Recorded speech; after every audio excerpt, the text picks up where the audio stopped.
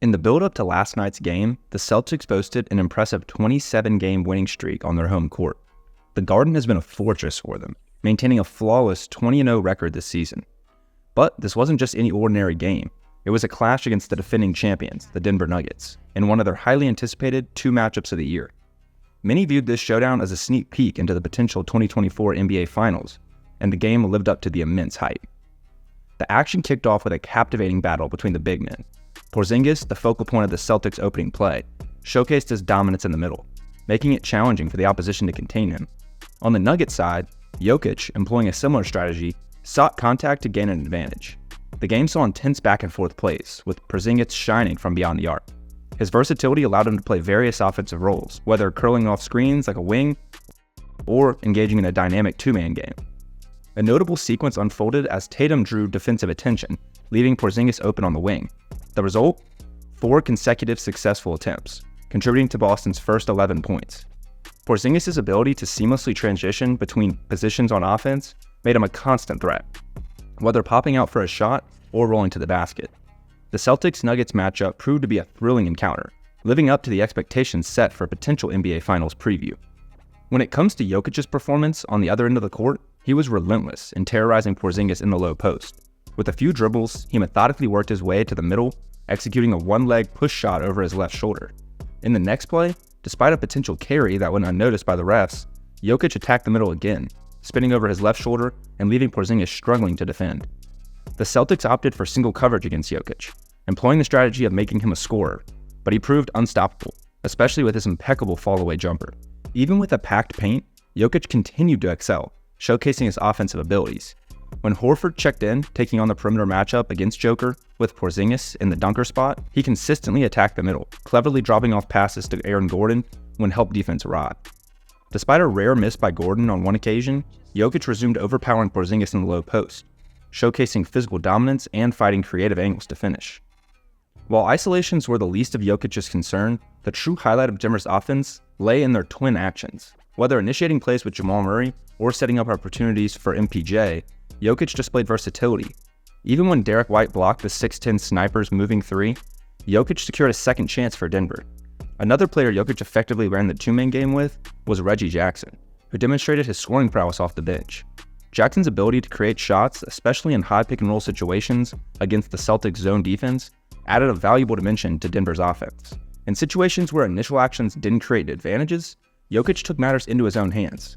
With the middle of the floor cleared, he operated with remarkable ease, utilizing his signature shuffle and patiently bullying his way to the front of the restricted area.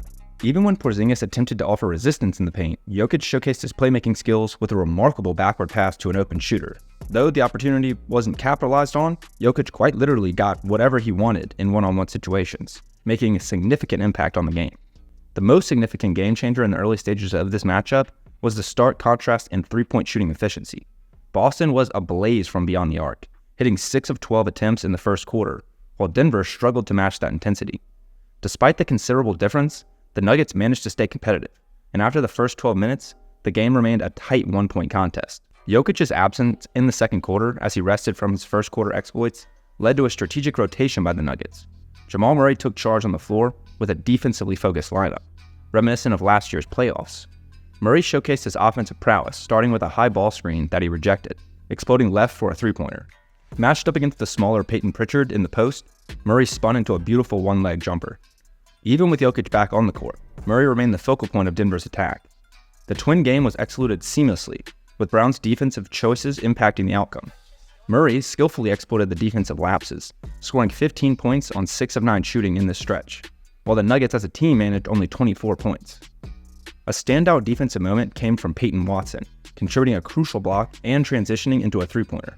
However, other Nuggets struggled, missing shots and committing careless mistakes, leading to a notable play in transition for Boston.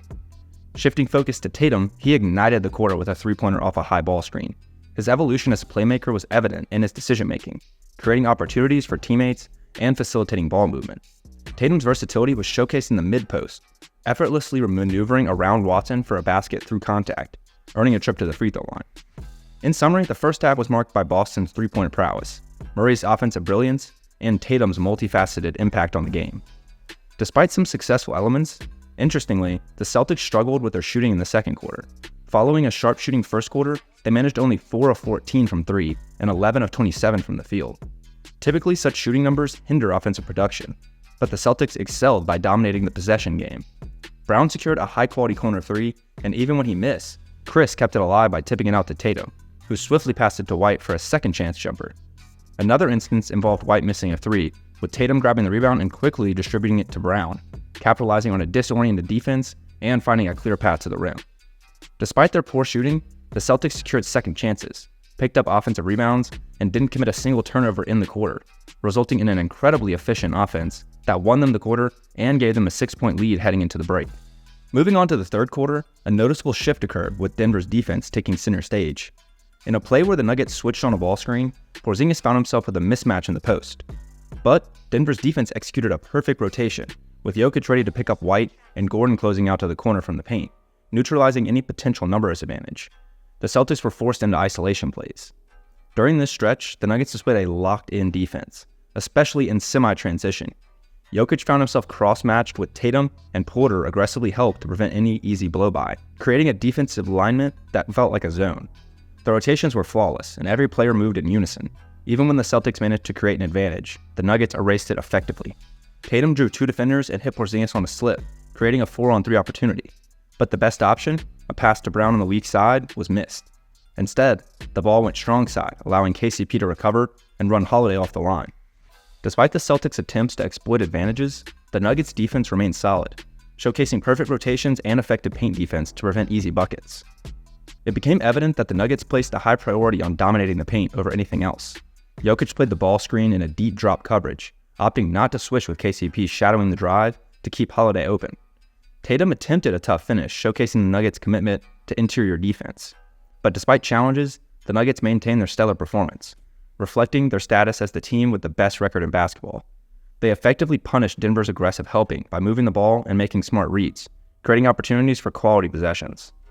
While the Celtics had some great moments, with White being a standout performer in this quarter, contributing to an impressive 16 second-half points, they struggled as a team.